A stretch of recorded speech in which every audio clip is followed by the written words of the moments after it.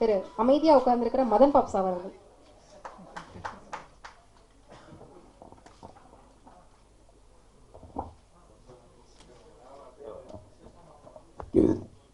மேடையில் இருக்கிற பெரியவங்களுக்கும் கீழே இருக்கிற பத்திரிகையாளர் இன்வைட்டிஸ் எல்லாருக்கும் என்னுடைய வணக்கம். சாதாரணமாக 3 விஷயம் சொல்லுவாங்க. Known, unknown, அன்னோயபிள். நோன்கிறது நம்ம பார்க்கறது எல்லாமே, அது எல்லாரும் பார்த்து ஒருத்தருக்கு தெரியும். அன்னோன்கிறது இப்போ சந்திராயனில் வந்து ஏதோ செவ்வாய் கிரகத்துக்கு ஏதோ போயிருக்குன்றாங்க, வியாழனில் எரிமலை வெடிச்சதுன்றாங்க, நமக்கு தெரியாது.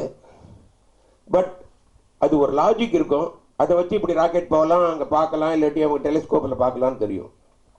அன்னோயபிள்னு ஒரு விஷயம் உண்டு. அது என்னன்னா அதுக்கு இலக்கணமே கிடையாது, அதுதான் கிராமர்.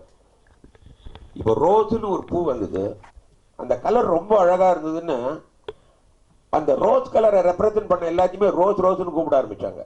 பட் அதுக்கு அவலையே படல, அது ஒரு நாள் கருப்பா பூத்துச்சு.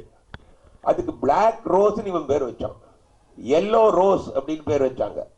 ரோஸ்ன்னு பேர் வச்சது மிச்சதுக்கெல்லாம் இருக்கும்போது அது மாறி போச்சு. அது மாதிரி தான் சினிமாவில் உள்ள கிரியேட்டிவிட்டி.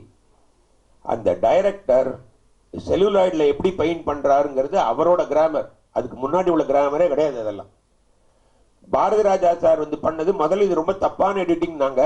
ஒரு பூ, ஹீரோ, ஹீரோயின் மாற்றி மாற்றி வந்தது. அது மக்களுக்கு போய் சேர்ந்த உடனே இப்போ அது பேர் பாரதி ராஜா யுக்தி, அதுவே ஒரு கிராமர் ஆயிடும். அது மாதிரி இவர் ஏதோ பெருசா வந்து சொல்ல அவர் ஆசைப்பட்டுக்கார அந்த பாட்டெல்லாம் பார்த்து தெரிஞ்சுது. ஏன்னா அவங்க ஏற்கனவே சொன்னபடி சினிமாங்கிறது கிரியேட்டிவிட்டியோட டெக்னாலஜி வேற சேரணும், அது ரொம்ப கஷ்டம். அதுவும் முன்னாடியே இந்த மிடி அப்படிங்கிற அந்த கம்ப்யூட்டர் ஆரம்பத்தில் உள்ள போதே அதில் உள்ள மியூசிக் தான் ரொம்ப கஷ்டம்பாங்க அந்த சாஃப்ட்வேர்ல. ஸோ அது வந்து ரொம்ப இது. அதை தவிர வந்து ஒரு ப்ரொடியூசர் நிறைய பணம் போடணும். ரெண்டாவது அதுவே கால்குலேட்டட் ரிஸ்க், அது கொஞ்சம் கேம்பிளிங் மாதிரி உள்ளது. எல்லாத்தையும் சேர்த்து பெருசாக ஒர்க் பண்ணிருக்காரு.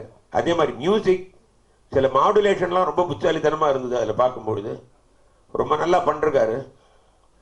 ஸோ அவங்க எல்லாரும் பெரிய வெற்றி அடைய என்னுடைய வாழ்த்துக்கள்.